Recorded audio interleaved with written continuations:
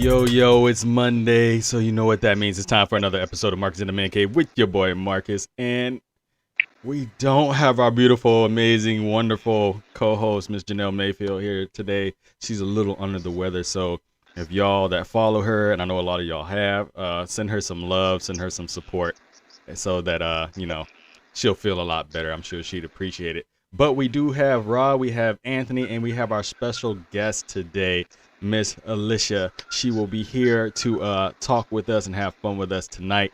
So let me make my rounds as I usually do. Rod, did you do anything cool this weekend? I did not. Relax. That ain't my neighborhood.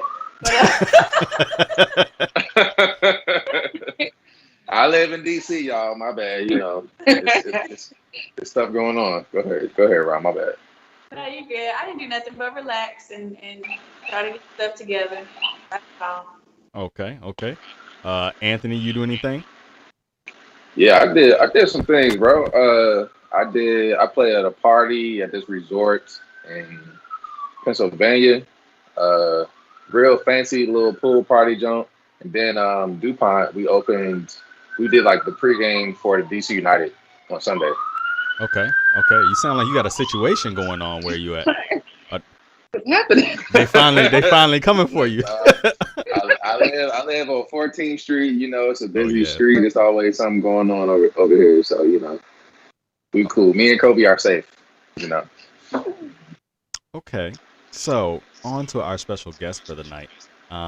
Like I said, y'all always know I keep nothing but great people around me that are doing positive and great things.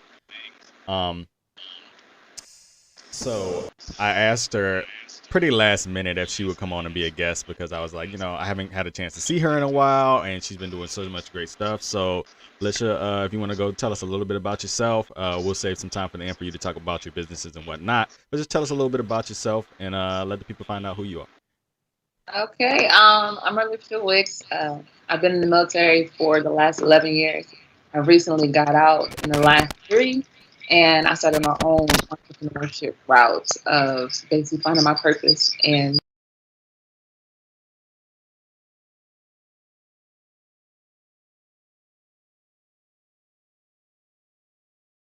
Okay, cool. So we're going to talk about a few things tonight, and hopefully it'll be a good conversation. I think we'll have a good conversation. And so we're going to start off with Dr. Dre because we were talking about him last week, and then all of a sudden it's come back again. So let's talk about it. So apparently he has a daughter who's 38 years old, and she's homeless, and she's living in a car, apparently, with her 4 children. And people are outraged at Dr. Dre because apparently he's not doing anything to take care of her or, trying to help out his grandkids in any way. And people are calling him a terrible person for doing that. So I just wanted to go around the panel and see what everybody had to think about it. Let's start with you, Ra. How do you feel? I know that a lot of people are going to say, well, she grown. But what this brings to mind for me is what are we teaching our young people as they're coming up about financial literacy, about building credit, about how to be wise with money. I know for myself personally, that was not a discussion.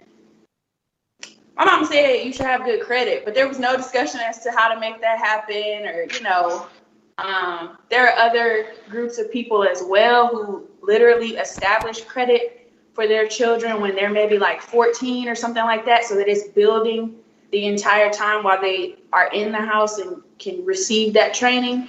There's people buying their kids stocks, you know what I'm saying, at a young age so that they can reap the benefits of those types of things. And I think our community doesn't do enough to raise us to be wise financially, but they got a lot to say when it comes to, well, why are you doing this or why aren't you doing that? I will say, depending on the situation, you can sometimes enable a person.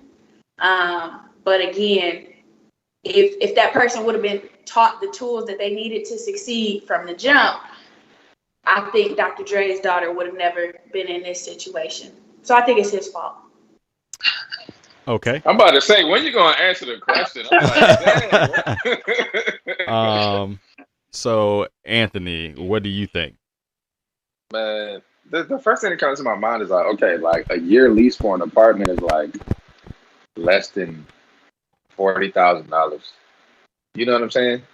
Yeah. It probably could just be as easy as like, okay, I'm going to take this half of 1% of what I have and take her out of this car, put in an apartment, and then it's over. You know what I mean? So I don't know. I don't know what kind of person would like just let their daughter just. I feel like there has to be more to the story that maybe we don't know about.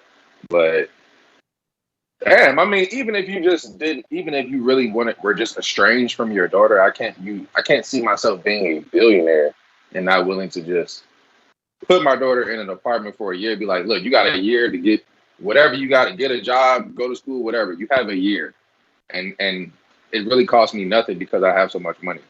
You know what I'm saying? So I can't see any really rational adult that has millions and millions and millions of dollars doing their child and 4 grandchildren like this.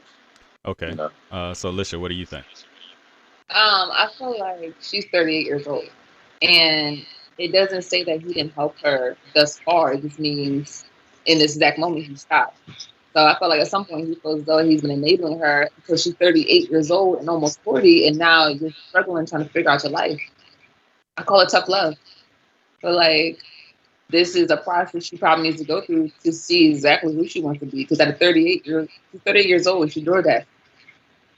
Like, what's your purpose? What's your job? What career do you want to do? Like, what do you want to be? Definitely. You can't DoorDash as an actual career. So Definitely. it is his fault. I do agree with you. It is his fault because he probably didn't give her the tools, and he probably, not say probably, he enabled her up into this age where she feels though the only income she can get is from her dad. But at some point, you got to cut the cord and be like, look, you grown now. You've been grown. I've been taking care of you since she was 0 to 38. I feel like at some point, you gotta do your own thing. I feel cutting the cord. I just feel like he could have been like, all right, I'm going to cut the cord, and I'm gonna cut it on this date instead of just being like, all right, you want your ass, go ahead and do what you gotta do. But it also said that the reason why he didn't give her money was because she went to the press. It didn't say that he never was going to. He said like because she went to the press, that's the reason why he didn't give her money. So it's like you put my whole family business out there in the streets. Like that's cold. I heard you. You don't deserve money. You want to snitch on me? Oh nah. Baby girl. So I kind of agree with you, Lisha. I kind of feel like you got to cut that cord. It has to be that way. She's 38. There's nothing that stops her from getting a job at this point, but herself. But me as a grandfather, I mean, I don't have no kids of my own yet, but I just don't think I could watch my grandkids suffer because of what my daughter's putting them through because she don't want to do something. So personally, I would take them and then be like, you need to get a job. I'd probably give her like a few months, like you got like 4 months to get on your feet and do something. Yeah, If not, you gotta go. They'll stay here, like get some kind of court ruling or something to keep them with me, so they're taken care of, and then you gotta go do that. We got some comments. So one is, what type of relationship do they have? We're hearing about this on social media, and I agree, it's probably not a good one, obviously, but we know what kind of man Dr. Dre is. Obviously, he's had some long-standing character flaws. And the other one is she is now 38.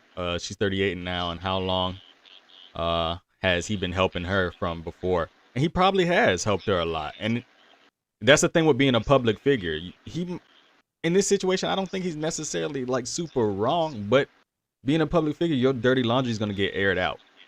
And you don't get the privacy that regular families would get in a situation like aired out by his daughter. Like, it wasn't aired out by some random newscaster or whatever. It was aired out by his daughter who wanted money from him. It was like, if I tell you no, or you might have said like, yo, hold on, I got a whole divorce I'm going through. She could ask me for half of all my money. And she goes to the press. It's like, oh, that's backstabbing. That's betrayal. She don't deserve money. She don't deserve it. I don't think he's wrong. So are we finally saying that? So, Anthony, you don't like it. You think he's wrong. I think I don't know. This is just me. Like, this is just me. Like, if you're my child, you know what I'm saying? Like, to me, it's like, look, okay, like I can cut the cord, and I can feel like, okay, you're an adult, and you did something that's wrong, and I don't really mess with you no more like that. So look, you can stay here until this date, get yourself together, and then after that, then I could be cool. But like, I don't know. I'm just not with the like you and your 4 kids. That's my grandkids are out in the street when I know that I probably didn't do a great job raising you and giving you the tools to be an independent person. You know what I'm saying? Mm-hmm. I do get that. Uh, What if he said, "Hey, you having 238 to get your stuff together"? yeah. You said what? I said, what if he did say, like, "Hey, you having 238 to get your stuff together," and now we're here? Yeah, that's why I said, we don't know all the stories, so I can't, judge Dr. Dre or whatever. I can only say what I would do. So, I mean, I don't know. Do I agree with him? Short answer, no, I don't. I don't agree with it. But we don't have all the information. But Right. I would just think like, damn, like this is my child, bro. It don't matter how old you are. Rob, what you got? What you got, Rob? I do wonder at what age she originally left the house, because that's something that we as a community do as well. That's where I was gonna. So, all right, 18, deuces. That's where I was gonna go because I feel Yeah, like, for sure. especially For the sure. black community, we put our kids out so much earlier than any other community there is, and I feel Marcus, are you saying something, bro? Oh, can y'all not hear me? Hey. I was like, are you mine? Can y'all hear me? Yeah. Okay, cool. My bad. I said that's what I was gonna say about it. I feel like black people, the black community, we put our kids out so early. We act like once they graduate high school that they grown and that they can handle the world. And it's like, okay, you graduated, so bye. Like it's like, all right, either you got to go to college or you got to get a job, and that's what we expect. Instead of saying like, hey, if you don't want to go to college, go to this trade school, and while you're in this trade school getting skills for a job, stay at home, save your money. Like, I think we see our children as bills, unfortunately, and you realize when they're old enough to take care of themselves, because we have to be honest in the black community, a lot of us live in paycheck to paycheck. And so being able to get that one kid out the house puts money back in your pocket. And I think sometimes we feel forced to put that kid out and make him make his own way instead of, continuing to take care of him. And that's an economic issue for another day. But I feel like if we kept our kids in the house longer, to like that 25, 26, so they can build some capital behind themselves, they could be able to go out and purchase houses. They could be able to go out and purchase cars and not be in debt to people the whole time. But instead, we put them out with no credit history, no nothing, and say, take on the world. And I think that's just it's unfortunate. Like I don't like it. Ra, how you feel?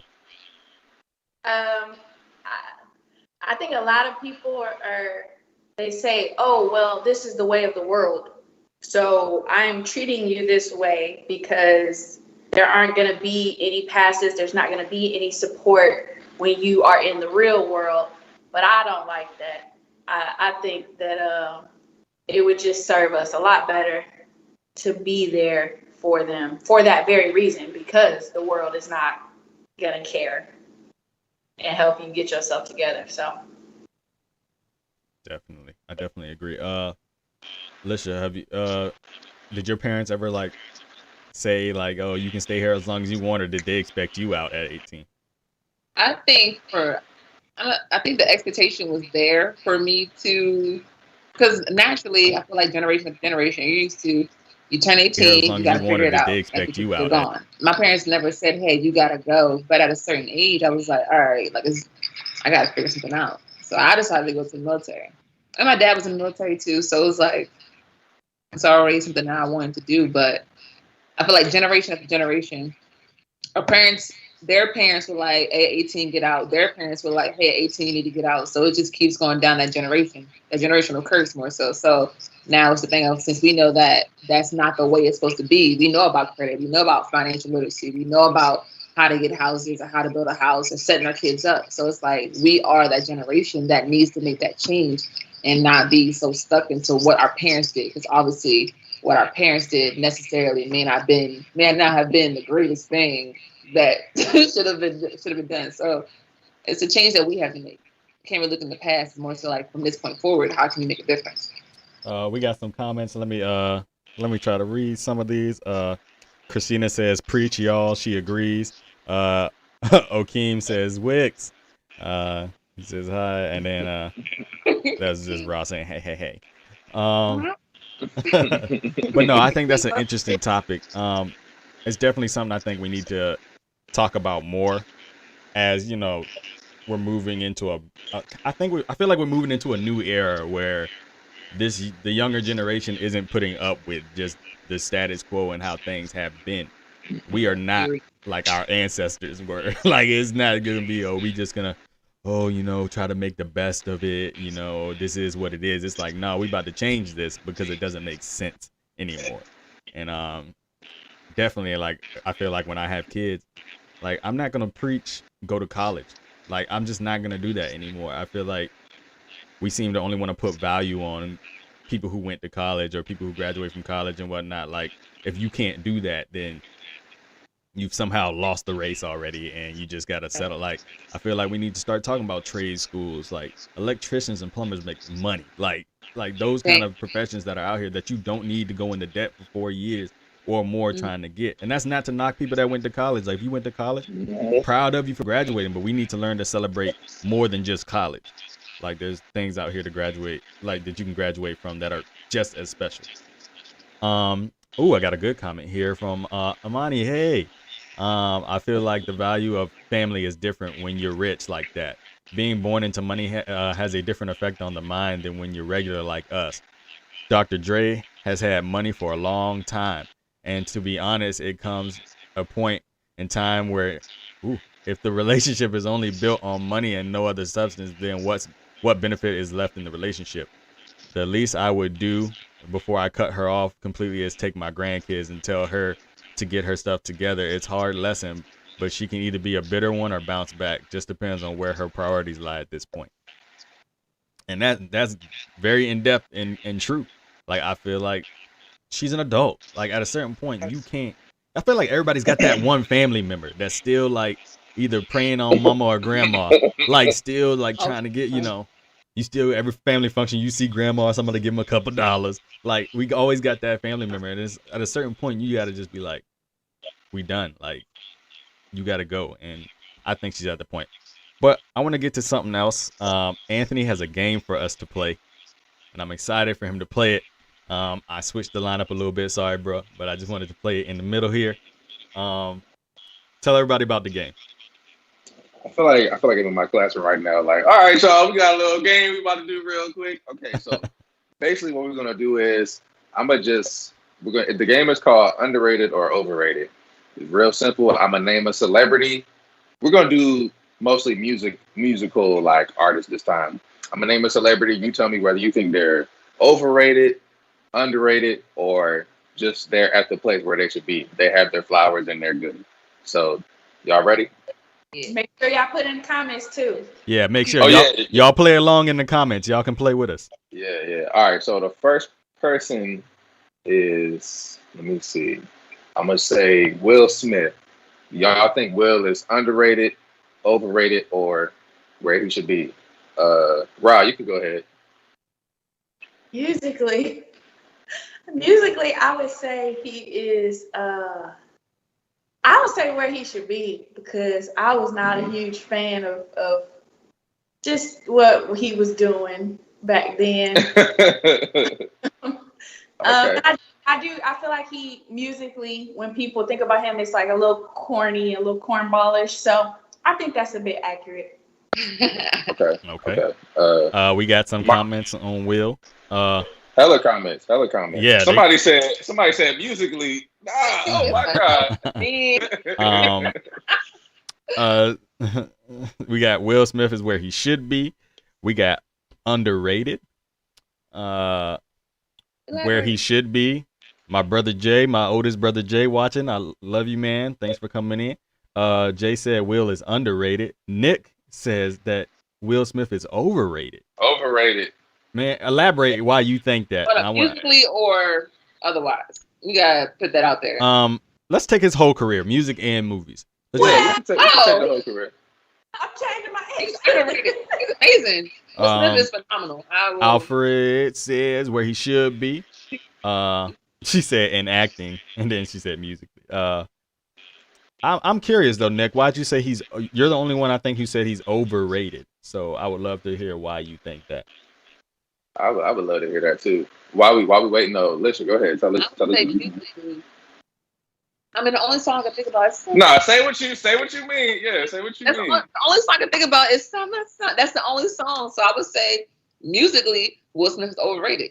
Now, Will Smith, career-wise, who he is as a person, his spirit, everything about him, phenomenal behind man. He's not even about being overrated or underrated. He's just phenomenal. I feel like he's an angel walking the earth, getting people to love life and be positive. But as far as music, I'm gonna say, my bad. I'm gonna say Will is underrated musically because I feel like okay, like he was popping like late '90s or '90s in the '90s, and then like kind of like tailed off in the 2000s when he started acting. So like that's almost 30 years ago. So a lot of us have like forgotten the contributions that he's given to the rap game. Like Will Smith is like one of the highest selling rappers ever.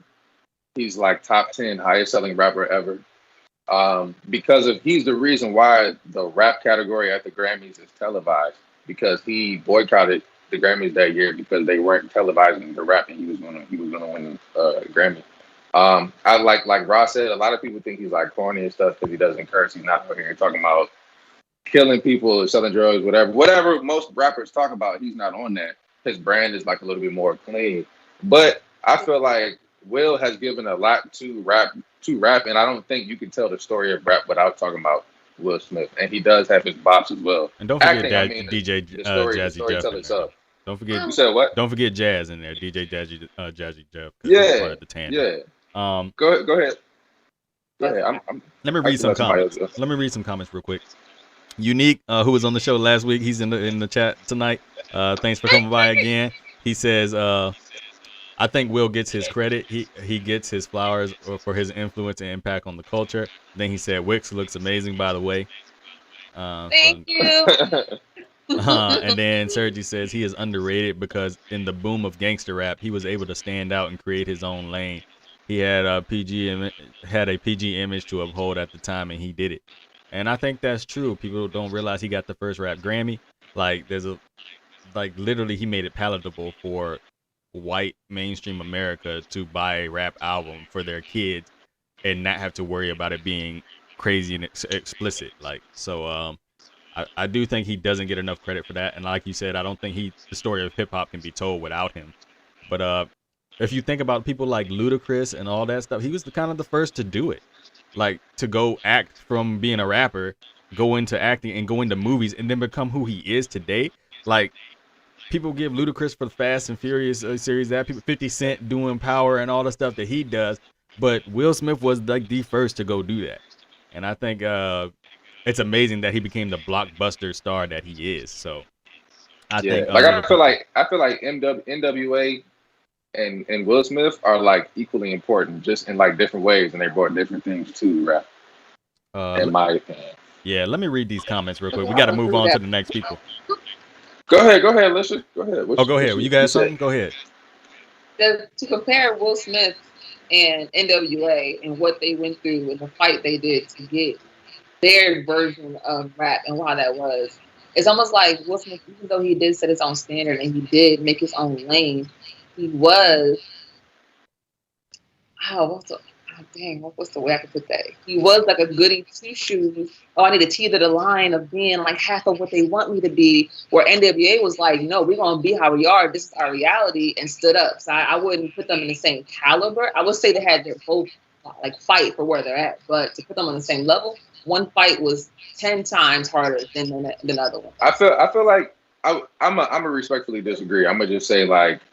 Because it's the same thing with like MC Hammer, like other artists who like have, or like Digital Underground, other artists who have like this, or NSYNC, or anyone, Britney Spears, whoever, who have a image they have to do, like they don't get to be them actual selves. So that's like you're right. It's not the same fight as coming out and saying like fuck the police. But what I'm saying is I think they are just as impactful to the overall like story of rap. Like you can't tell the story of rap without having both sides of the spectrum, and I think they both represent both sides of the spectrum. Is what I'm saying. I can see that. Both sides. Oh, Okay. opposite ends. Let's All move right, on to so- the next person, but I want to read some of these comments real quick. My right. favorite song is Just the Two of Us, but so many more. Miami, the first two albums are Exactly. classics. Okay.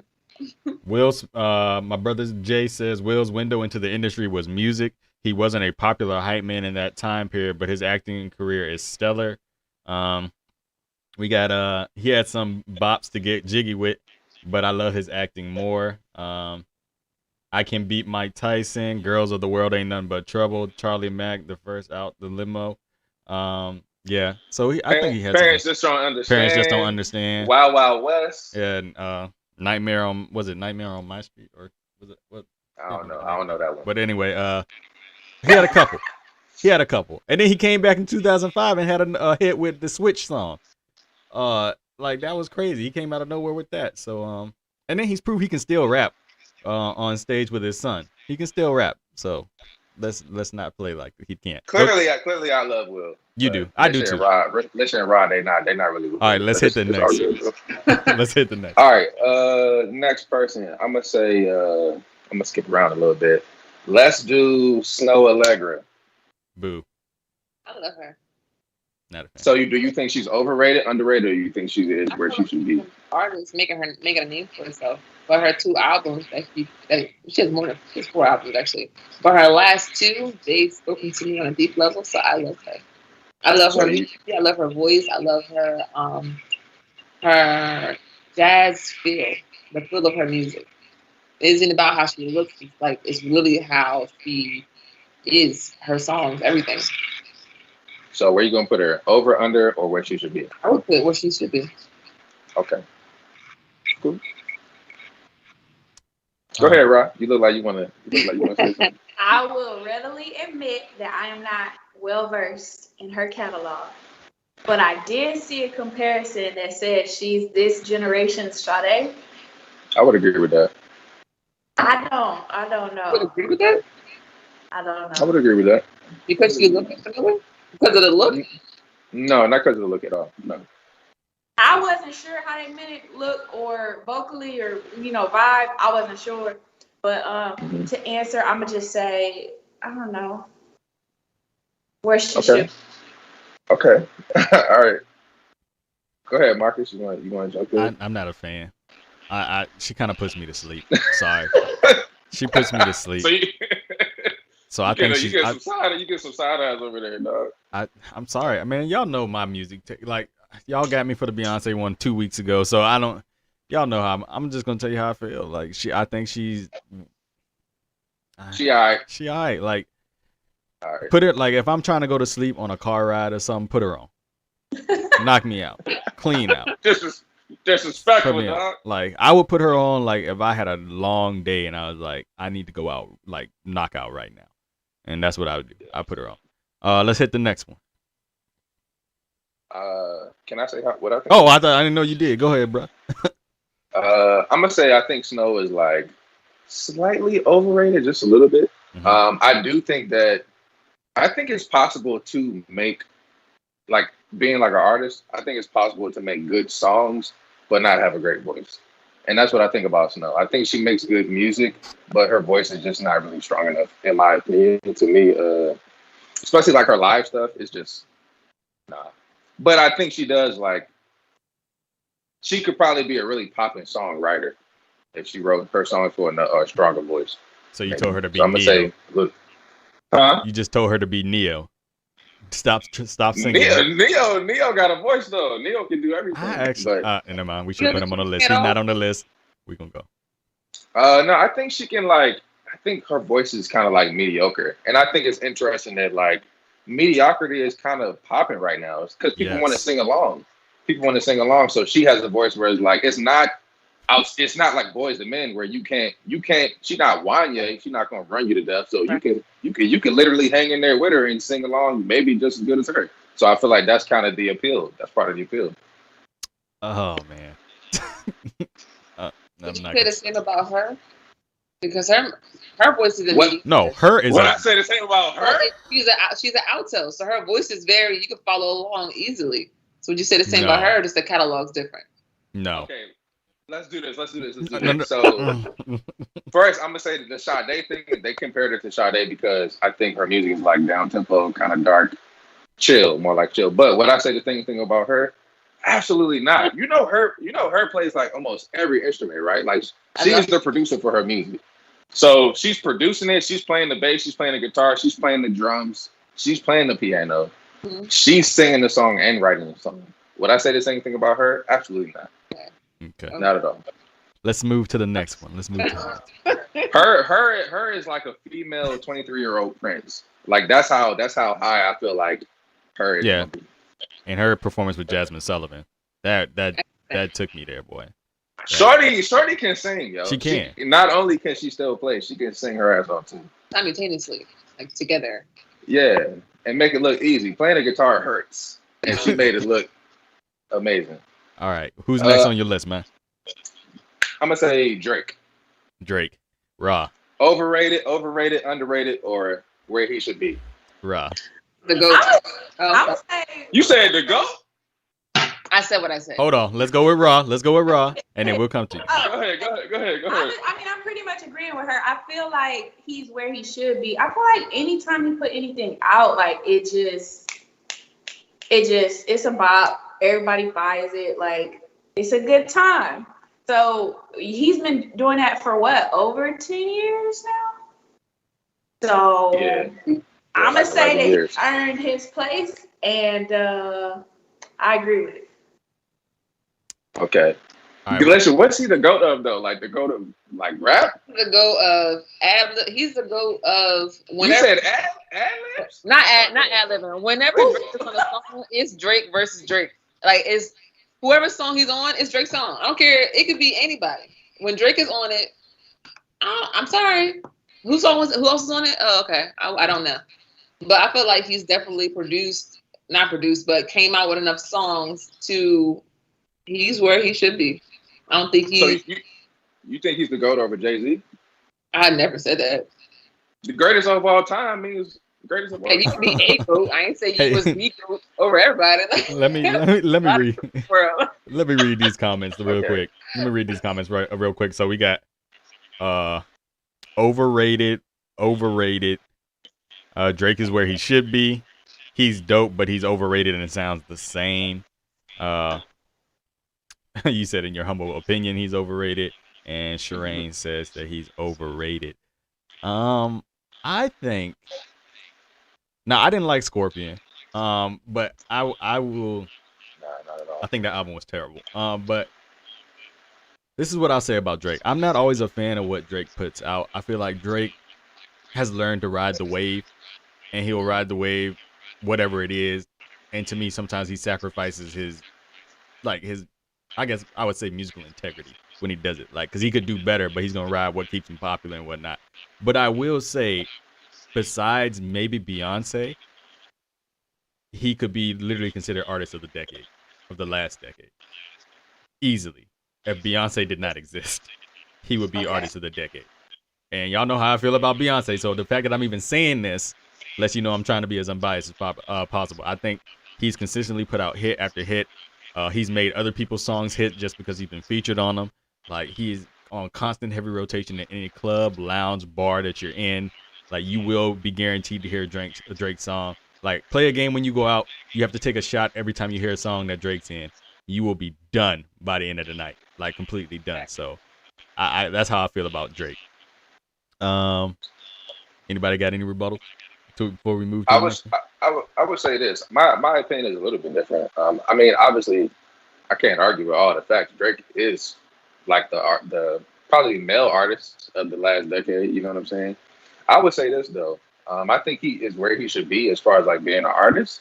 I think as far as being a lyricist, people don't always give him his credit all the time. I think he's an underrated lyricist. Like, Drake can actually rap his ass off, but you know he's going for the mass appeal, so he doesn't always showcase everything he can do. So people don't always get. And that's what I was credit saying. for I it. feel like he sacrifices his musical integrity. Like he knows he Yeah. can do so much more, but he holds back to stay popular. Yeah. So we got some other comments that if you're reading this was one of my favorites. I like every song on that album. My favorite album is his first mixtape. I I was about to say look at you on the Beyonce train. I am not on the Beyonce train. Y'all know me. I'm not on it. It can pass me at the station. I'll get on the Badu train or some other train that go a little bit slower for me. But I'm not on the Beyonce train. He has good singles, but not great albums. I don't know about that. Drake got at least about four great albums. Yeah, I wouldn't say that. I think that's a little too harsh. Let me look at this. I missed 2000s Drake. Oh, thanks y'all for all the comments tonight too. Y'all really coming through with the comments. Drake is where he should be, Billboard Artist of the Decade, and he earned that. His consistency and work ethic is there. Comeback season came out in like 2005. He is not the GOAT. Some Kendrick over Drake. We'll get to that. What's up, Brian? Thanks for coming in to watch tonight. Unique says, you know how hard it is to stay hot for a decade in this day and age? Exactly. There's so many one-hit wonders. Think about the Young Jocks and all them out there that didn't make it far. Like Young Jock doing Uber right now, y'all. I was about to say it. But he's doing Uber right now. He's driving somebody through Atlanta right now. He driving people. Yeah. He driving people to Drake don't need extra spending cash. That's the point. He driving people to Drake's concerts. That's a daggone shame. So let's move on to the next person. Who's next on your list? All right. How many more should we do? Should we do 2 more or 1 more? Run them all. Huh? Run them all. All right, bet. Okay. So we're gonna go to Kendrick. Speaking of somebody said Kendrick over Drake. So y'all think Kendrick is overrated, underrated, or where he should be? I feel like he's underrated, hands down. He's a lyrical genius, but he doesn't. Sure. He has not. First of all, he hasn't put out music in a long behind time. I'm really upset about that. However, he's a lyrical genius. Yeah. He's extremely underrated. Definitely a lyrical genius. I would agree with that. Bro, what you think? I would say it depends on who's talking. He's either where he should be or underrated. I don't ever hear any praise directed his way that I don't feel like, oh yeah, that man deserves that, or doesn't deserve that. I mean, but I think he should be getting a few more flowers than he is. But I do think, like Liz said, he need to put something else out. What have you done for me lately, brother? So here's some comments. Him and J. Cole are both underrated. Christina says underrated. Give him his flowers. He's underrated. He's an amazing lyricist. Someone said Pusha T. You have to have a certain vibe to really feel what he's saying. Yeah, I don't. I'm reading the comments, y'all. I'm just reading the comments. That's what I do. This man is always speaking facts to our culture. My opinion on him, I think he's underrated, but I think he's so far underrated because of what he's actually rapping about versus what's popular right now that it's hard for people to. It's not hard for people to grasp. We are intelligent.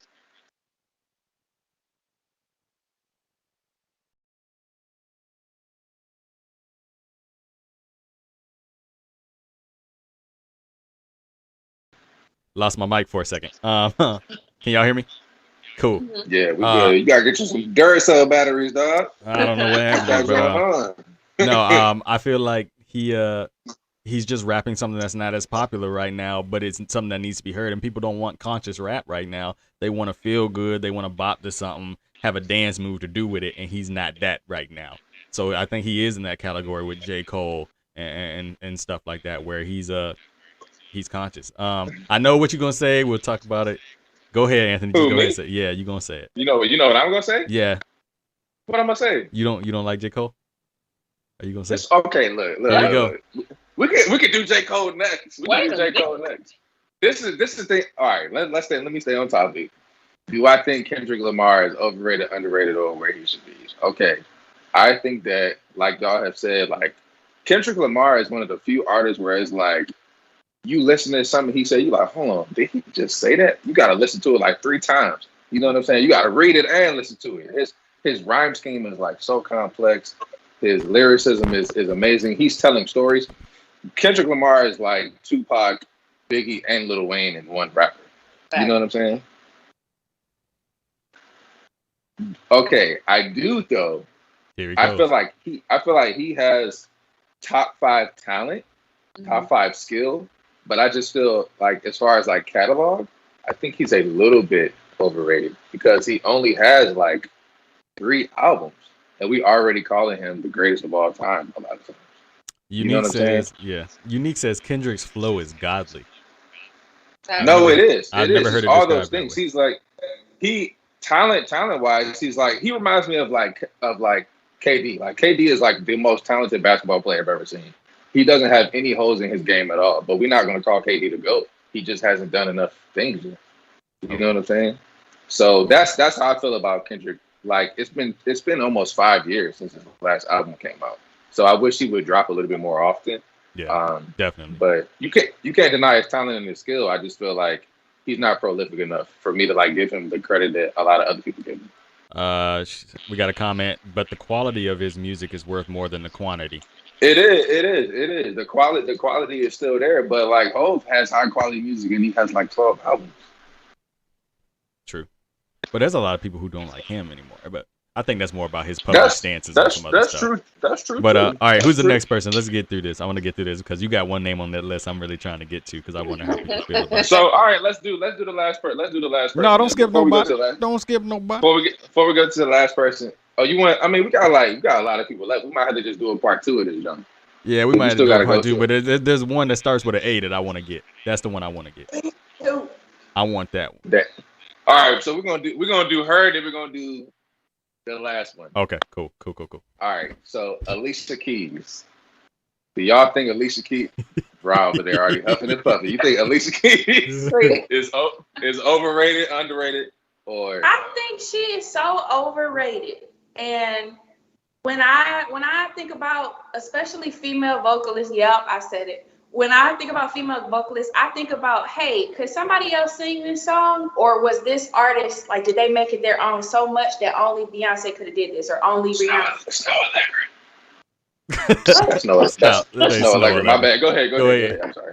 Go ahead. Anyway, I just feel like vocally she is definitely mediocre.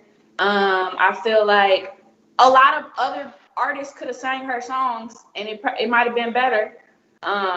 She don't be dancing, you know what I'm saying? She play the piano, that's cute and all, but she just does not do it for me, especially lately. I don't even feel like she could sing. She can sing better than me probably, but she said I just probably. don't feel like she can sing no more. She said she can sing better than me. Probably, which means there's a probability that you could out-sing her. She might get me on a good day. She might could get me. We got Alicia Keys is way overrated in the comments. She said not cute at all. We got Alicia Keys is low-key overrated. I just commend her for going on her natural campaign of wearing no makeup. But I almost feel like she did that just to get back in the limelight because she was on The Voice and no one cared about her. So she had to make some kind of stand to be popular again. Alicia Keys is definitely underrated. It is all because she doesn't dance. Beyonce doesn't write, produce, etc. for many of her songs either. Is that Beyonce slander? I was like, whoa. I'll say, and then we'll get to Alicia. So Anthony, because he's mad about it. I think she's a little overrated. I think her debut was amazing. One of the most amazing debuts for an R&B artist in a long time. When she came out, everybody still sings her songs. Like it's a karaoke standard. It's like it was a great song, but as time went on, she kind of got lost behind a lot of other artists. And I think that she isn't as strong as a vocalist as a lot of these other artists out here. And I think her feelings were kind of hurt because she did an award show, I think like 2 years ago. I think it was the Grammys, where I think she just wanted to hear herself sing. Like she sung all the intros for all the people. And it just kind of felt like, girl, why are you doing all this? Like, are you just trying to get people to realize you can sing? Because you and I felt sorry for her, but at the same time, I was just like, this is weird. Like her Unplugged album though, I will say is my favorite album of her. It's just her with her piano sitting in the AOL studios, just going off for like an hour and a half. And she's an amazing artist, but I just think that as time goes on, she's less and less relevant. Lisha. I don't feel like she's underrated, and I don't feel like she's over it. I feel like she's where she should be. She's somebody who came out years ago, and when she came out, she was amazing. Her voice was amazing. Her album was amazing. I literally played it like 3 days ago in my car, and I had an hour ride. That's all I listened to. So like, she's somebody who stayed relevant on her first albums. I would say her newest albums I'm not really fond of, but I don't feel like she's overrated whatsoever. She has kept herself relevant in some shape or form, whether it was the Natural campaign, which I love because a lot of women are wearing makeup and that's all you see on social media. So I feel like she went beautifully with that. And then on The Voice. But other than that, I don't feel like she's overrated. I feel like she's where she should be. She's like one of the legendary people who made a lane for themselves and has stayed relevant in some shape or form for decades. So Anthony. She's good. I think I kind of agree with Liz. I will go as far as to say I think like people kind of take for granted like artists, especially artists like Alicia Keys, because they don't understand like when we brought up her, we were like, oh, do you think her is like a mediocre singer? Well, we don't realize all the things that her actually does. You know, like Alicia Keys is like a songwriter, a producer. Like she can. You like the mental dexterity you need to have to fucking play and then like actually sing as well. Like that's not easy live. Like that's not like that's not anything anybody on this podcast can do right now in the audience or on here live. Like I think that she is where she should be, but I think that because so many people try to like shade her, it's made her a little bit underrated as the years go on. It's like as time passes on and on, we have forgotten like how amazing like her first like couple albums really were. Like she put out some heat. Like I feel like the shit she put out like 0304, like it don't matter how off key you are. Like that's like amazing. Them albums were amazing, in my opinion. That's just me though. Unique said, Raw said, that's cute. Bro, like what? Piano, whatever. I just want to add that as she continued to make music, she heavily veered away from the things that made her stand out, and it to me sounded like trash. And if I come to your concert and your background singer is out singing you, But Rob, this is the thing. People don't realize a lot of background singers can sing better than the artist most of the time. Luther Vandross. in the show. Hold on. Luther Vandross was a background singer to David Bowie. If you want some context. People are not background singers because they can't sing. They're background singers because they don't have the will to become a star. They are the singers. They're the people who can sing the best. Let me read this comment real quick. I agree. She came out strong and then she started slacking a lot. I didn't know she had. I didn't know she had a new album. And then it wasn't that good. It said me neither. When did that happen? Exactly. And I feel like she's just kind of like a meh. Like, ooh, if you caught it, you caught it. If you didn't, your life didn't change because you missed her album. If you miss a Beyonce album, your life is over. I got a comment.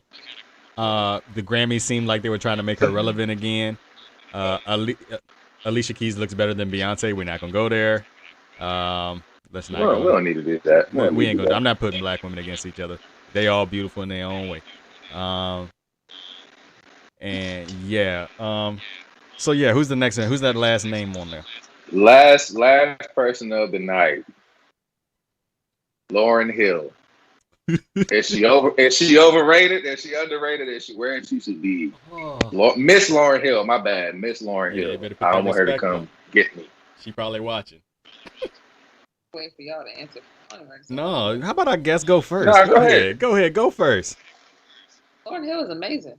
Her catalog is legendary. Whether it's her new What catalog? her I would say catalog, but her albums that she's had, you can listen to her album today, tomorrow, the next day. Your children will listen to it, your children's children will listen to it, and it'll always be relevant to the struggle or to just empowerment in some degree. Lauryn Hill is exactly where she should be. She should show her behind a console sometimes. However, other than that, I feel like she's amazing. I don't feel like she's underrated. I feel like she's in the legendary status, and she will be in that legend field for forever, in my eyes. Anthony. Can I go last? I want to hear what y'all think. I always like to hear other people's opinions before I say mine. I don't know. Catalog. Rob, what you think, Rob?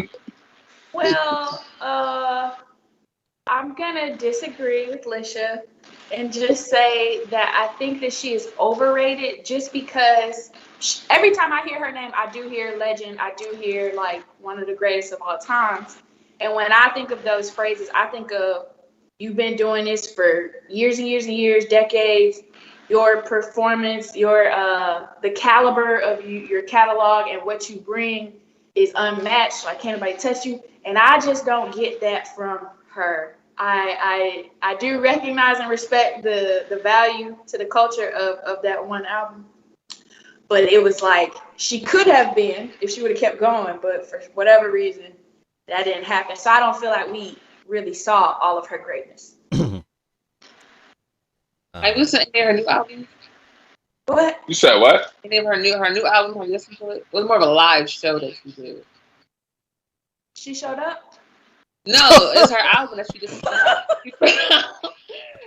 So the issue that I had with that is that she was trying to get her masters for a long time, and she went through a battle with she's not able to perform any of her original songs. So all her songs she's known for, the Miseducations of Lauryn Hill, she can't perform that in an actual audience because she'll get sued because it's not her song legally. Okay, make a new album then. Battle that she was going through that's like behind the scenes.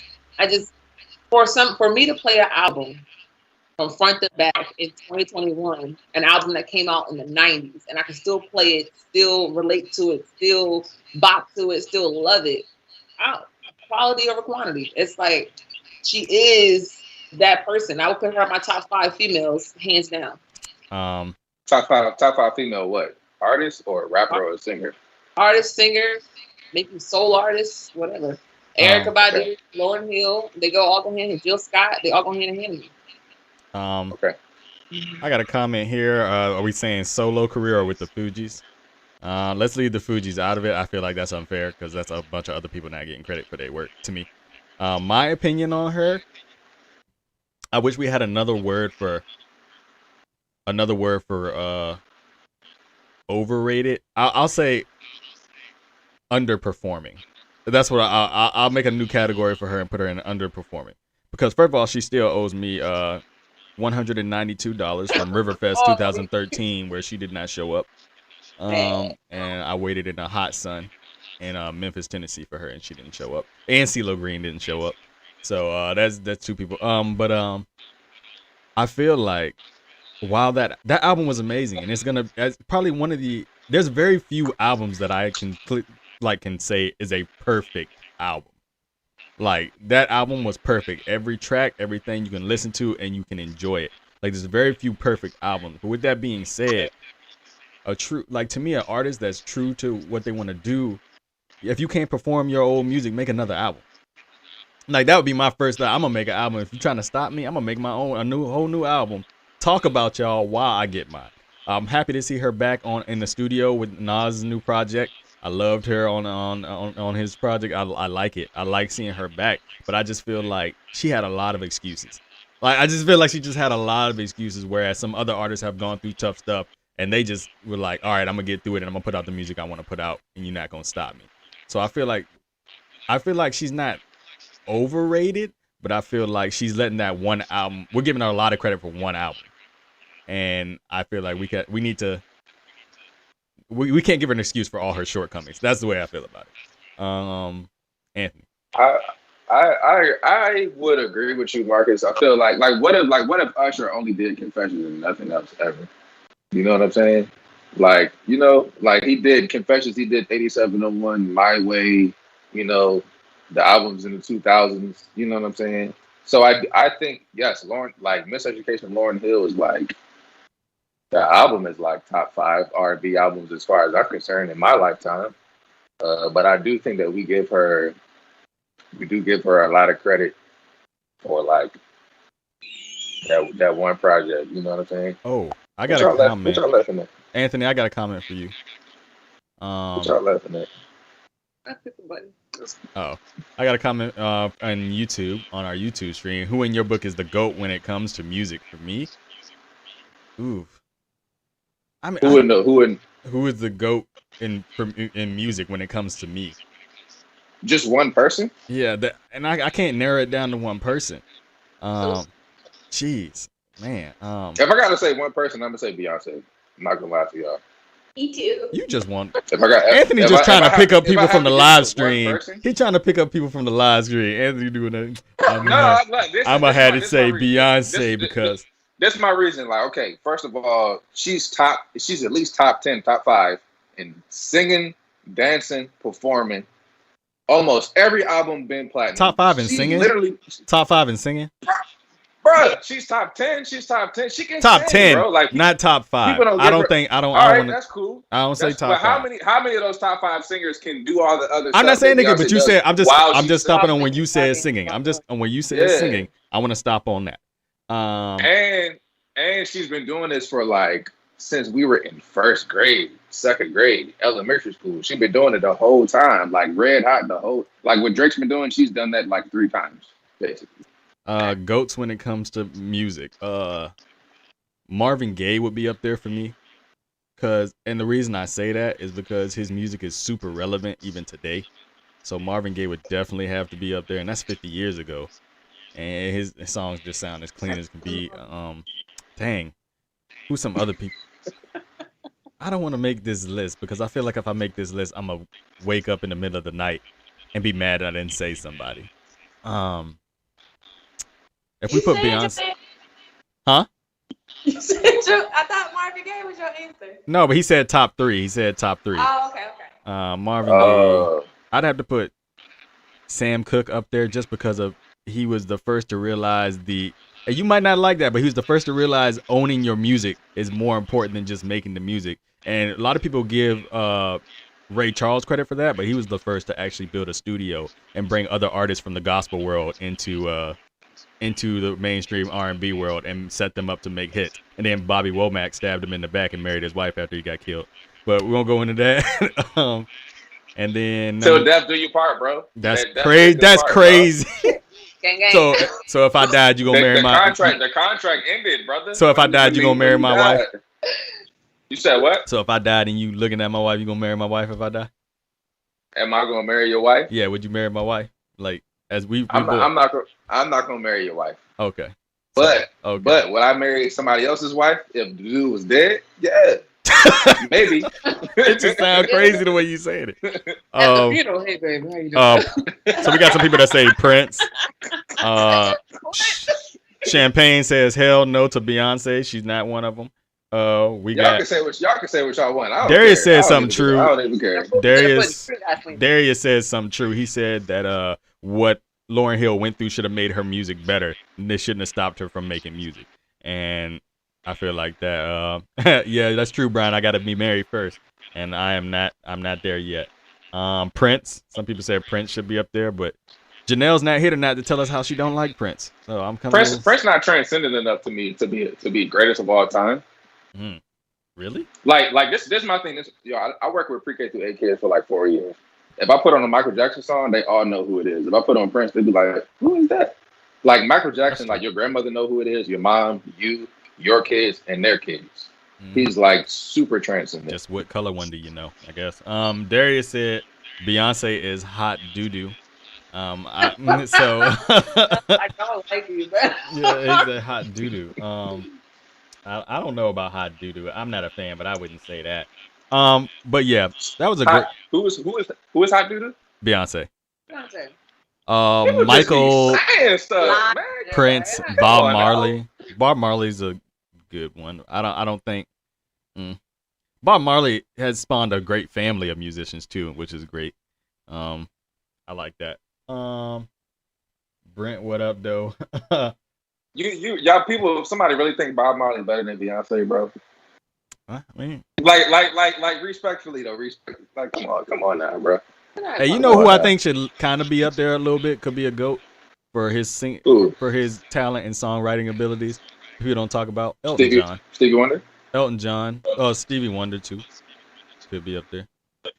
I think Elton John Elton, doesn't get a lot of credit. Elton John is iconic for a certain community. He just not. He doesn't make music for this black man. I've heard some of his live stuff that I've. Aretha Franklin could be. But yeah. Let's go to our main topic for the night.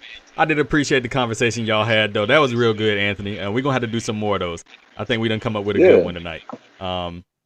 Let's go to our main topic of the night. And all the ladies in the chat, I'm anxious to hear from you. There's been a lot of talk in the community, in the African American community, that black men don't appreciate black women. And on this show, we strive to provide unity between men and women, and however else you might identify. And I'm just wondering where this is coming from. So I did a little research and looked up, and some of the things that black men said they don't like about black women is there's a few. You have the main one, which you all know about, is argumentative, confrontational. This is a strange one that I never heard of. Want to bring homosexual experiences into the bedroom. That's weird. I've heard that one. Expecting more than they give. And this one says that they are not I guess the way they're trying to say that is that they're never satisfied, never accepting of, what insatiable. Men try. Yeah, insatiable. So I was wondering why this is, and so Alicia, maybe you can start us off. Do you feel like black men don't appreciate black women? Have you found that to be the case in your life, maybe, or do you think that this is just not even relevant to conversation? Like, how do you feel? I don't like that stigma. I hate that stigma, because I know a lot of black men that love and appreciate black women. Like, I know a lot of black couples that are phenomenal and have been together for decades and years, X, Y, and Z. There is a small, when it comes to women, black women in particular, I hate the conversation that black women are always like the damn negative when it comes to things, because you got other races. Like, what's the difference between a black woman being argumentative and a Latino being argumentative? One's sexy and one's just but it's the same caliber. So it's like, why are black women always put in a position of like they're the negative or they're the downfall of a certain characteristic? That's not fair nor right. And for the men who think that, I really honestly can say and speak for all black women, we don't care. So there's that. Champagne had a comment, and she said a guy told her that black women have no culture. I don't even. Rod, go ahead. I see your face. Go ahead. Good. I just couldn't believe somebody said that, but you go ahead. Black women have no culture. Well, what do you feel about it? How do you feel about it? Do you think that this? We are the culture. We are what everybody is copying. I don't understand somebody could say that. Seriously. What up, Mike? I'm just confused. Like, do you feel that? I mean, I know you're married and everything and expecting a beautiful little one soon, but do you feel like black men don't appreciate black women? Have you felt that way? Some of them, yes. I feel like usually when there is an individual who is black who has a lot to say about black women, they're basing it off of a lot of stereotypes. And that really rubs me the wrong way, because the same way they don't want to be seen as more inherently violent by the police, or, all of the stereotypes that black men have to deal with. It's crazy that you would then feel comfortable, you know what I'm saying, interacting with us based off of stereotypes if you don't want to be stereotyped yourself. Also, we are very nuanced, right? So you got the fiery Latino woman, you got the fiery black woman, you got the nerdy black girl, You got the little black girl that watches anime. You know what I'm saying? Like, it's so many different types of black women, and that is never addressed. Also, like, if you are with another race, do you like that person for that person, or do you like them because of their race? I think that's the discussion. And more so to the point which Lisha mentioned earlier, like, is it about them as a person, or is it about all these things you don't like about black women? And you ain't said, if somebody said, why do you like Sally? And you say, well, she ain't this, and that. What? That's Sally. So, Let me read what Brian said. He said, "Just gotta treat the women like queens and not a piece of booty." And you, I guess you'll get what you want out of that. Hold up. Read that again. He Read that one said, again. "Just got to treat the women like queens and not a piece of booty." So, I feel you. I feel you. Nothing wrong with that. Michael Newby, a guest here a few weeks back, said nothing but stereotypes and generalizations. I absolutely agree. Got another comment over here. But so many cultures want to copy our culture, from the way we dress to the way we wear our hair. Not only are they basing it off stereotypes, but it's also self-hate. Both. I can't date anyone that's not black. I ain't got time to be explaining jokes. No, that's really real though, bro. Like for real. Another. I would even take it as far as like I'd take my bad. I would take it as far as like I don't even know if I want to date African women for real, because you can still be black and be from a different culture. I want to date like an African American person, because I don't need you asking what food is this when we go to Thanksgiving. You know what I'm saying? Like I need you to already go ahead, Mark. My bad. No, you good. So gotta know the love language is a comment. Never had these issues with black women. I feel you. My thing is, I find that the dudes that say these kind of things are like, women are confrontational and whatnot, are the ones that are up to no good anyway. She confrontational because she done caught you doing crap, and you upset because she know you full of mess, and now she's on you. Like, I feel like that's what it is. Like, if you straight and you honest and you don't give her a reason to have to question you or whatever, you won't have any of these issues. Like, she's not gonna be wondering about what you're doing when you come in the house. You'll be like, "Hey, welcome home. What's up?" Like, I've never seen that not be the case. But when you mess around, you tell her you're supposed to be somewhere, and she found out you weren't there. Now she don't trust you, and now she gonna start doing those things. So I feel like we got to stop acting like they're confrontational without reason.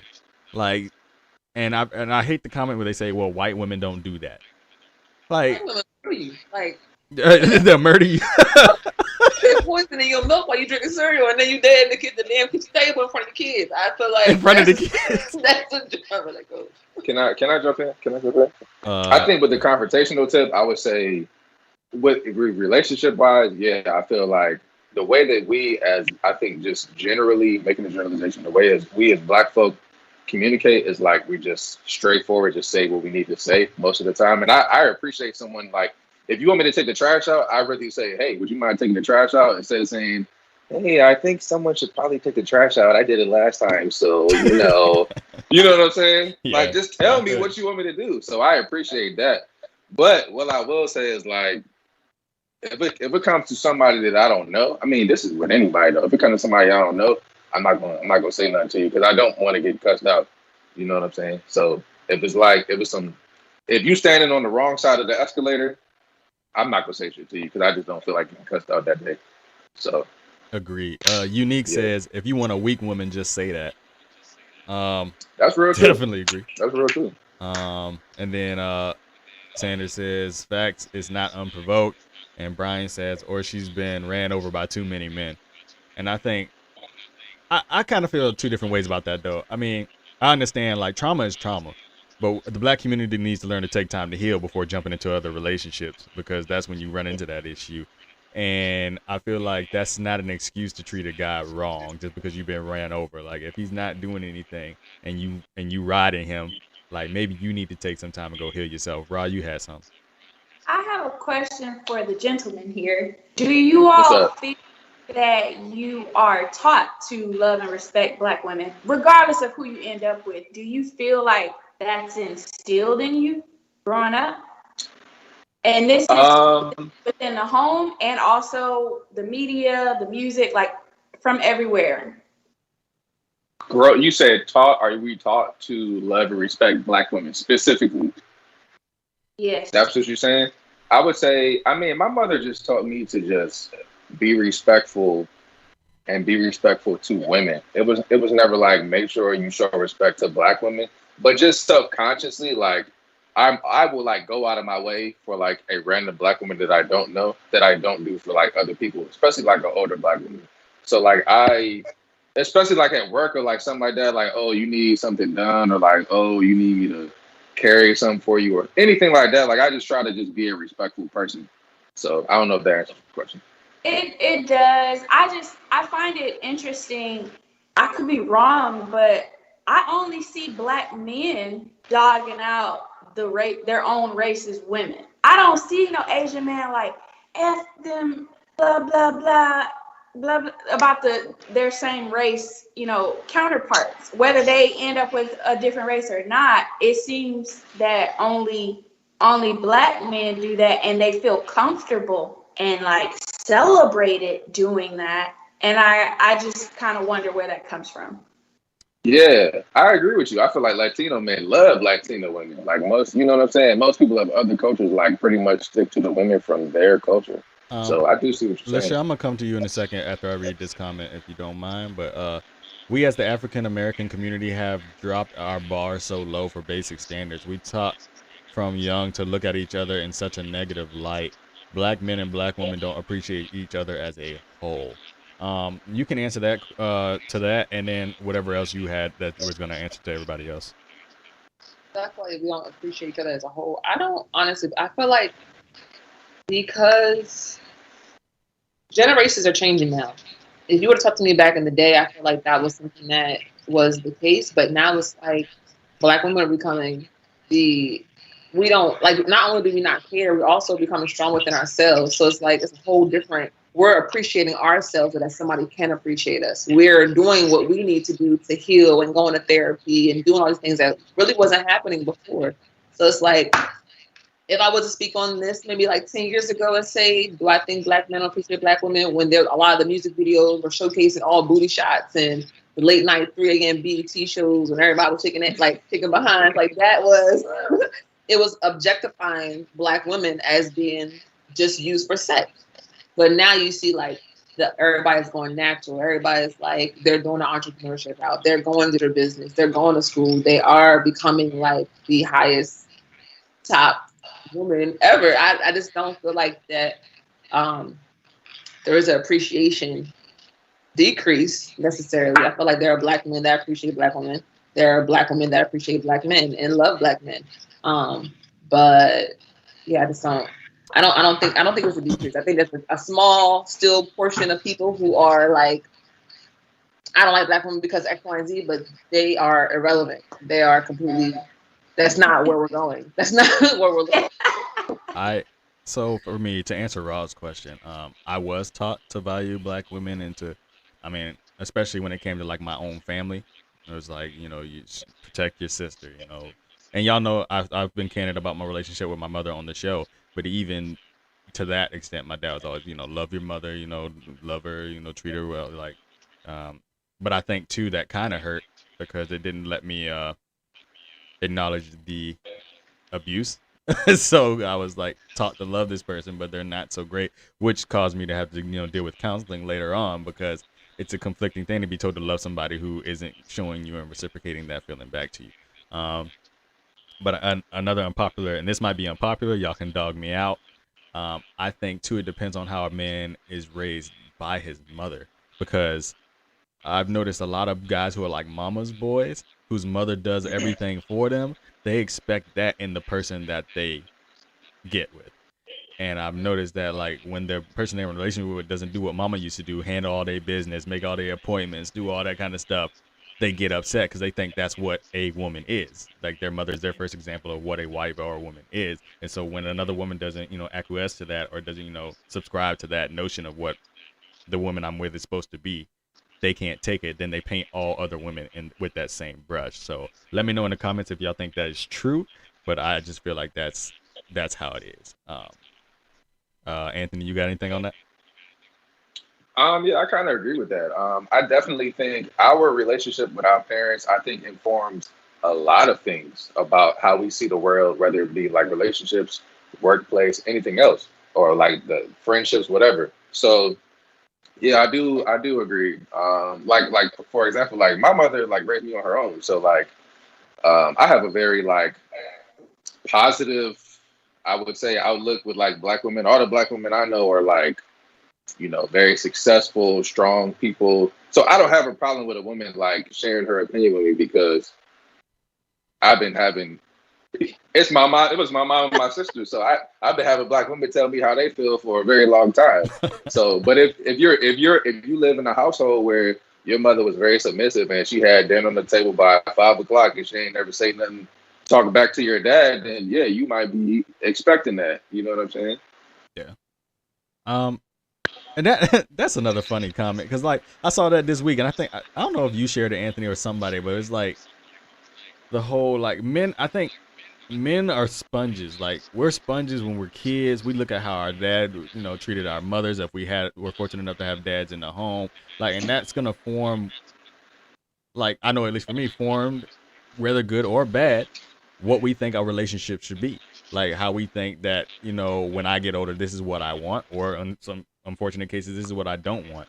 So I was looking at a post today, and it was just talking about. I was just watching people argue. It was in a black forum about who should get fed first when the food comes Oh out. yeah. And it's like I don't hear any other cultures really argue about this. So I was just wondering, let me ask Lisha if you would tell us, you get married, who gets the food first, the kids or the husband? Or you. For you personally. Oh. I would feel like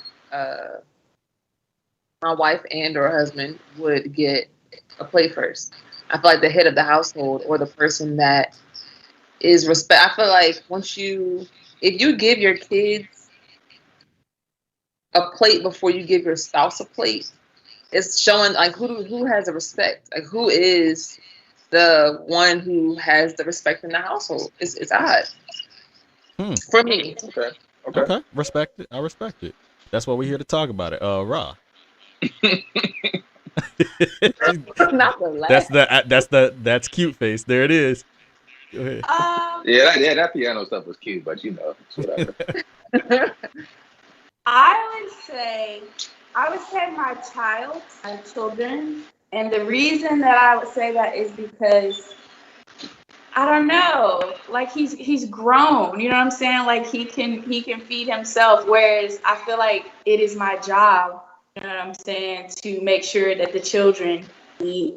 And it's his job as well. I would hope that we would be in the type of family that, you know what I'm saying, I make everybody plate, or sometimes my husband cooks. He makes everybody's plate, and we sit down and we wait and we all get in place, and then we start eating. So I don't think it matters who plate hit the table first if we all start eating together. And I think and that's something that he does, you know what I'm saying, even now. Like I made breakfast this morning and I did his eggs, first. And then I did my eggs. He like egg whites. I like eggs, real eggs. And he waited on me. He waited on me, you know what I'm saying, to finish up my eggs before he started eating. So I feel like we all gonna eat together. Yes, eat Here's some together comments. with your family. I'm gonna come, Anthony. I'm gonna come to you, but let me read some of these comments. Real quick.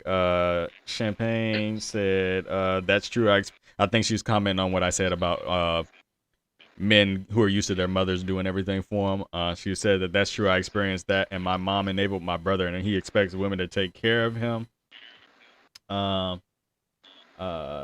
Yes, that's how I was raised. So I guess this agrees with you, Lisha. That's how I was raised. My spouse receives their plate first. Arthur, hey, thanks for coming in, Arthur. I didn't even see you in here, man. I missed you. I guess you must have commented before. That's because a lot of other cultures have these types of things figured out. They tend to operate with major levels of structure that we, as black people, toil with. Ooh, That's true. That's true. We have. I will always feed my kids before my spouse. Agreed. I feel like the kids should eat first, regardless. Anthony, I think you feel somewhat similar. Yeah. So for I feel like I will get my own plate. I'm a very impatient person. But so before I wait for somebody else to make, I get it myself because I know how I want it to be anyway. But also, if I have children, like it's me, my wife, and my kids, I'm gonna get the kids straight first because I want to eat in peace. I don't want to have to get up and deal with. Oh, I don't. I want some peas. I want mine on the side. Like, I'm gonna get y'all stuff straight, and then we will eat. But like Ross said, like I plan on when if I have my little nuclear family, we're gonna eat together. But I will help get my kids straight. Then I will get myself. To me, I feel like to lead is to serve. So I'm gonna make sure my family is good. Then I will be good, and by them being good, I will be good. I feel like that. Phil says, yeah, and you get to eat in peace when you feed your kids first. Uh, I definitely get that. So I was in a large family as a kid. My dad, first of all, he said, "Man, as long as everybody eats." Like that comment. Brian says, "Kids are first in my house." Um, I feel like so. My dad did not get his plate first all the time. I think it was just who was around the pot first when it was going around, but he always did get the biggest of whatever we had. So he would get the biggest pork chop. He would get the biggest because he's the one bringing home the bread for the food. So at least for all the hard work, give him the biggest piece or whatever. Give him the prime piece. Like thanks for what you're doing. And I don't feel there's nothing wrong with that. We got a comment, and I think this is a clarification comment that says people changed it up. We all gonna eat at the same time and wait for each other, but my husband will just get his plate first out of respect. John said, "What y'all talking about? We talking about do black men value black women? Do black women value black men? And just certain cultural issues that are within our culture, within our especially when it comes to this generation. Because I feel like things are just different now. We are not doing the same things our parents did, and it's just aggravating them, and they don't like it. It's I think too a lot of the disrespect from black men, and I'm gonna say something real unpopular right now. I think a lot of the disrespect from a lot of black men is the fact that women out here making money, and you can't use that around on them anymore. Like money used to be a controlling factor. Women couldn't work. Women couldn't do that. Like we were breadwinners for decades, and now women out here, most educated group in America. They out here making all this money. They business ventures. I mean, listen, she's a two-time business owner. Like they out here making moves, and you can no longer use money or status to control them and to make them subservient. And I think that's where a lot of men are having problems because they want to be kings and ain't got no castle, and that's a problem. So, Lisha, do you agree, or do you feel like that's maybe a step too far? I agree. I agree. I feel like the family dynamic and the breadwinner is changing in the like now. It no longer is the male is making the money, bringing the bread home. He's the only one leaving. Wife is staying at home, taking care of the kids, cleaning the house. It's like we're both out here bringing in money. We are both out here doing what we have to do. We both have to come home. So it's like the times are changing. Time is definitely changing. But I agree with that. Raw, you didn't give me that's cute face, so I'm hoping you might agree. Go ahead. I definitely agree. And I think it's just important, regardless of how the dynamics change, like she said, just having somebody that's going to root for you. And in turn, if they with you, a win for you is a win for them as well. So I think that's extremely important. John says my mama always put my daddy's plate to the side first, and then we had to eat whatever was left. He worked nights, so we only ate together on the weekend. I just threw my phone, not literally, but we are now in a society of breadwinners. They feel like they're losing their masculinity and their pride is gone. Ooh, dang, you didn't have to punch me like that. John says I'm a musician. Women will always make more money than me. I love it though. And then Sergi says I'm ready to be a stay-at-home dad. I mean, if that's what you want to do, go ahead. Not me. Not me. I don't think I could ever do that. But that pride is gone comment is terrible. But the thing is, like, you control that. That's for you. Like, you got to find pride in what you do because you do it, not because you trying to do it to show off to somebody else. If you trying to do that, you ain't never gonna have any pride about yourself. Like, that's if that's what a man feels, then to me, he got a lot of stepping up to do to be a man, in my opinion. Anthony, what you got? Well, I was gonna say, like with the pride piece, as far as making money and being the breadwinner, I feel like a lot of like a lot of women's worth from a societal level is based on like how attractive they are, right? Like on a societal level. And then on a societal level, a lot of like men's worth is based on their ability to provide. So like I think a lot of men still derive their worth of self from their ability to do things for people and buy things for people and shit like that. So I feel like I don't know. You should probably we should collect like even like songs like we hear it like like illicit or implicitly like broke niggas don't deserve no. I know that's right. You know what I'm saying? Like it's everywhere. You know what I'm saying? It's a cultural thing. It's like an unspoken thing. So it's like we see this and hear this all the time. So I think that's where the pride piece comes from. But we just gotta like shift that narrative of not like you said, not deriving your self worth from like what you can do from other people, but you just pop it because you just are. You know what I'm saying? So, yeah. Let me read some of these comments real quick. Granted, I'm speaking from a single mother of twins point of view, and as a mother, I'm always on 10 with my babies. It doesn't mean that I have less respect for a man if I don't make his plate first, but I just feel like my children depend on me.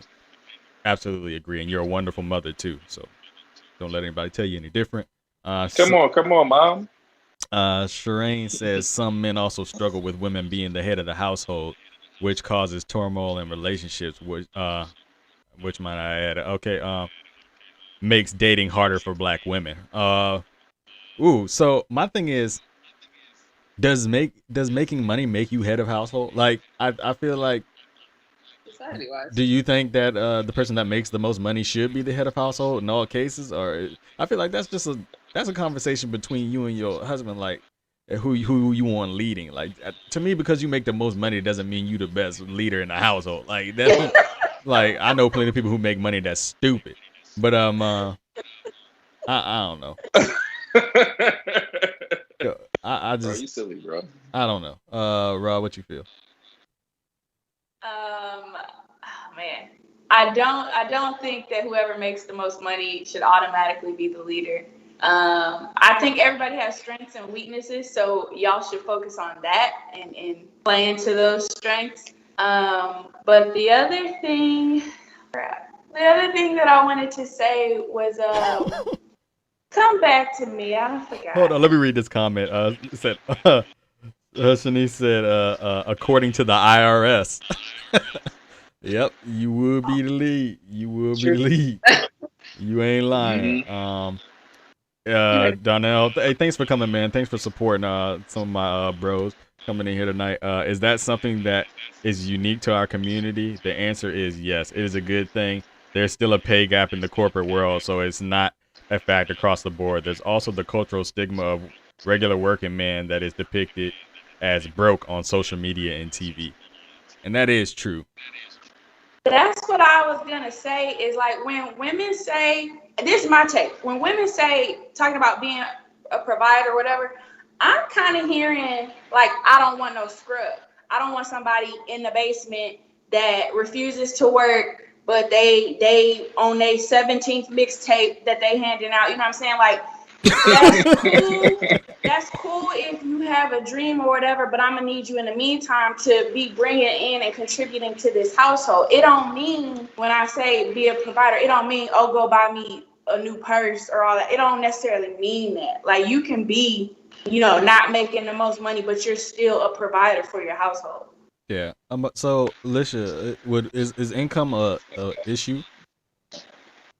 I don't feel like income's the issue. I mean, I date women, so True that. It's like we're across the board. It's not really some has masculine energy. I feel like everybody has masculine and feminine energy depending on who you are. But I mean,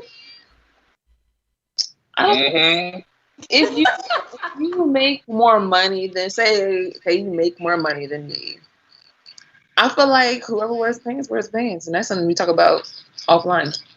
You said what? Whoever's what? Whoever wears the pants in your relationship. So I don't think it really has to do with money. It's more so who has the energy. So that's the difference. So Rod, do y'all, since he didn't want to be in the video tonight, do y'all does he wear the pants? Do you both have one leg in the pants?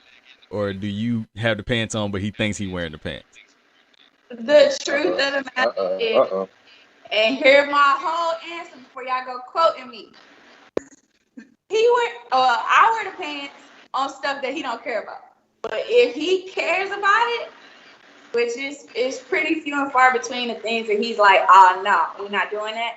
But if it's something that he feels strongly about, then I usually do be like, all right, fine. Because I feel like I'm pretty much getting my way in the majority of things. So when he does take that time to be like, no, I try to respect that because it's pretty rare. Anthony, coming to you, since you bearded, and everything, that's popular these days, being bearded and whatnot. Do you feel like women only like they focus more on your looks and your income than what you actually can provide, or have you had any situations where you felt like that? I think it's kind of like it's not a black and white thing, it's like a spectrum thing. I think like if someone finds you attractive, they will be more willing to deal with you if you don't have that much money. If you unattractive man, then they expect you to have some money on you. I feel like that's the general. It's like if you don't got a 30-foot J, go get the rebound, play some defense. You know what I'm saying?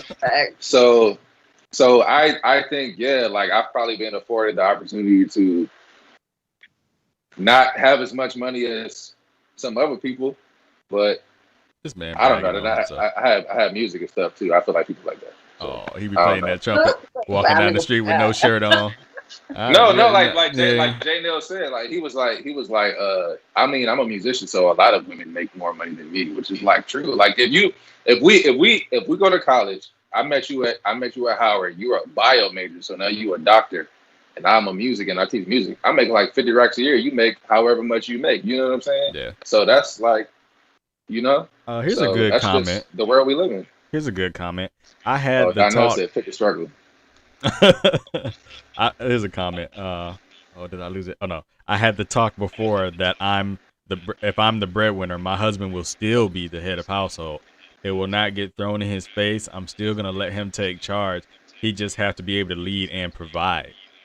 Okay. That's a pride thing, bro. That's Yeah. a pride thing. That's kind of weird. Can you set yourself aside and say like, so ladies in the chat, go ahead and tell me, could you if you didn't make as much, if he didn't make nearly as much money as you, could you put yourself aside and say he's still the leader? Like that's interesting. If you're the best person to lead, then lead, but not just on an arbitrary thing. Like, you're not. just because you have a masculine in it, or you have, say if I was dating a man, just because you have a penis does not make you an actual man. It just means you just have a penis. So if you can lead, like Jill Scott said, if you can lead. But if you can't lead me, you can't lead me. So it's like, if you don't have the energy, you don't have the energy. But if you do, then okay. I don't know. It's just I just felt that it's not always about who makes the most money, but who keeps the most money. I'll talk about myself. Because of what I do, I might make a little extra here and there, you know what I'm saying? And I like stuff. So, a few years back, I was just, spending my money on whatever I wanted to spend it on. And even though my husband didn't get the little extras that I was getting, if I would say, hey, how much is sitting in your account? It would be like quadruple what was in mine. So I just think that people should also pay attention to the skill set of managing your money, holding your money, investing your money. Like what's happening with this money that's being brought in? Because somebody can make way less than you and have way more than you. Here's a comment. Because he wears shorts, he's less than a man. I mean, because he makes less, he's less than of a man. I don't think that's what we were saying. I think she's basically saying that because just because you are a man doesn't make you worth leading. Like it doesn't give you like the title of leader. Phil out here. Hey, Phil does my taxes. You can tell he's like joint account or separate accounts. But I would say this. I feel like, okay, people who are leaders, like if you're a leader, then you don't have to be like, hey, make sure you let me lead you. You know what I'm like? A leader is just a natural thing. You know what I'm saying? Yeah. Like take Brent for example. Like Brent has a very strong. Brent is our homeboy. He plays too, but he's in our band. Yeah, he's not better than me though. Go ahead. Keep going. Okay, Keep all going. right, Keep going. Marcus. All right. I cranked on him at NCCU. I just So want to say that. Brent is like a person that's like a very A-type personality. He's very organized. Like he's gonna remember stuff. He's gonna make sure that everything is taken care of. So that's the person that like he's good at leading. So just let this person do it. You know what I'm saying?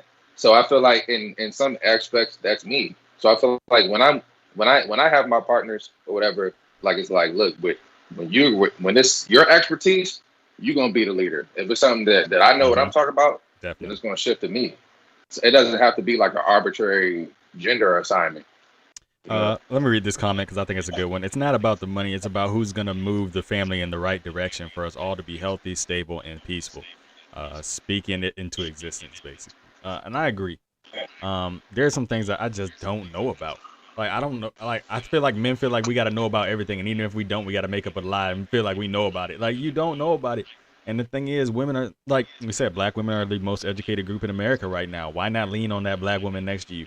Because especially if you married or you in a real serious relationship, because if you go wrong, she's going wrong with you. Like, so she's not gonna want to lead you down a path that goes in a different direction. I think we have some too much pride sometimes to just say I don't know what I'm doing. Like, I don't know, babe. What do you think? Like, just hey, what you think? And if we're gonna be wrong, we're gonna be wrong in a decision we made together, instead of because I feel like that. First of all, that stops all the arguments.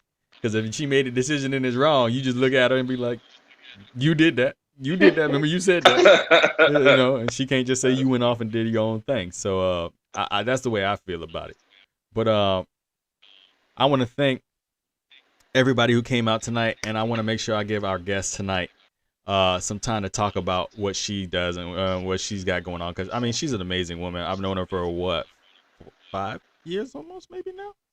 Yeah, something like that. And she's always been a joy. I've always enjoyed whether I'm traveling with her or just stopping by to get a hug and some. And she always smelled nice. She's just a perfect individual, like somebody you just want to know.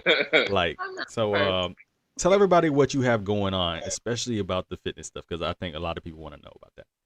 Okay, so I am Alicia Wicks. I own 2 businesses right now. I have an event planning company that I started about 5 years ago. It's called Visual Vibes. And with that, we curate anything that you would love, whether that's birthday parties, retirements, anything of that nature. Now my baby, that is NewBQ, and that is my fitness clothing brand that I started about a year ago. September 5th will be my year mark. And it's basically about NewBQ, first of all, stands for Nubian Queen.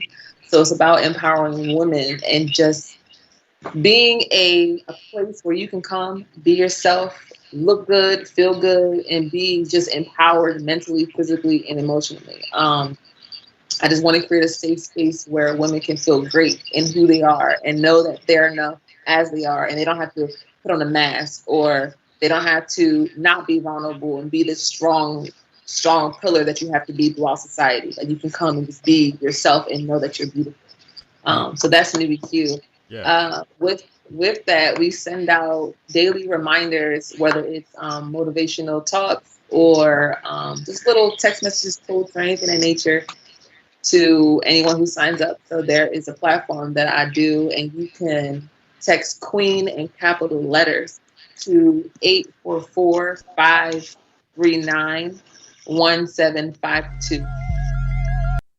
If you text Queen, that will tag you into our service. And basically, we just send out things that are just for like throughout the day, just things that remind you that, like, oh, you can do this. Like, you got what it takes. You don't have to depend on nobody else. You are enough as you are. So that's a little bit about me and what I have going on with my 2 babies who are doing amazing. And you also sell like fitness clothing apparel, right? Yes. Mm-hmm. So yeah. So NewBQ is a fitness. It started out as a fitness clothing line or brand, but that brand is expanding to really just empowering women. But the clothing brand aspect of it, I should have had my set on, because and look, I'm not just tooting my horn and saying that I love the quality of my work. I believe in.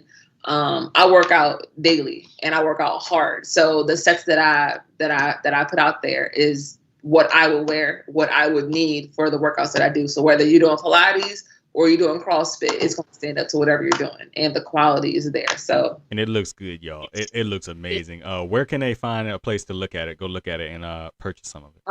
You can follow my Instagram account at NewbieQ Fitness. That's NUBIQ Fitness on Instagram, or it's online, www.newbieqfitness.com. Okay. Those are the places. Y'all heard it here.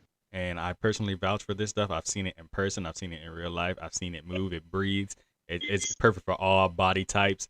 Like, don't think you got to look like, the skinny, slim Instagram model to wear it. You look good no matter what size you are. Just get it and get out there. With that being said, I want to thank everybody for coming tonight. 22 people in the stream. That's amazing. It's another good night for us, and we hope it was a good night for y'all. Type in the comments if you had fun here tonight. If you want to hear something else, y'all want to hear us talk about anything else, please put it on our fan page, at Marcus in the Man Cave fan page on Facebook. Follow us on Instagram at Marcus in the Man Cave. If you haven't already and you know somebody who needs to see this, we're on YouTube. So go to Marcus in the Man Cave on YouTube and then hit the subscribe button and the like button so you can make sure you get notifications about whenever we put out new stuff, new videos. We definitely want to thank our guest tonight. She was amazing. Thank you for coming by. Thank you for saying yes and us having the opportunity to have you. And for all of us here, have a good night, y'all. Peace.